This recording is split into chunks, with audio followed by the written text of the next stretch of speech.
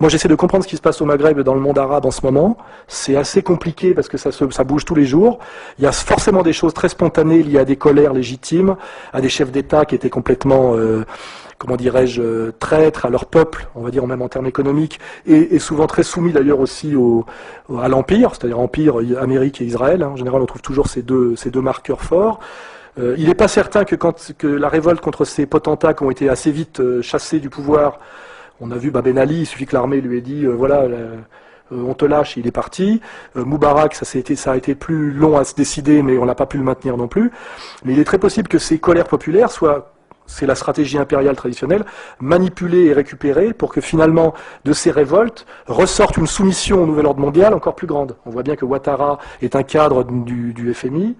On voit bien qu'en Tunisie, ils ont essayé de coller au peuple égyptien des types qui étaient formés en Angleterre et qui étaient des purs agents impériaux, ce qui fait que finalement on remplaçait une mafia locale qui était la mafia Ben Ali par finalement des techno-gestionnaires de la multinationale impériale. Hein, c'est comme un peu, vous avez finalement un espèce de bar un peu chiant avec des loupards dans un coin. Alors effectivement, vous dites, ça, je suis content qu'on les ait virés, puis la semaine d'après, vous avez Starbucks. Vous dites, finalement, le bar de loupards était peut-être plus sympa que cette saloperie de chaîne américaine.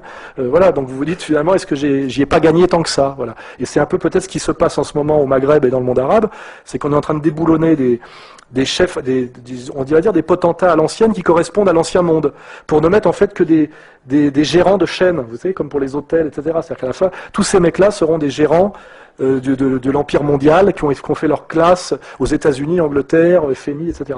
Et ça, on ne le sait pas encore aujourd'hui, mais c'est peut-être ce qu'on va constater.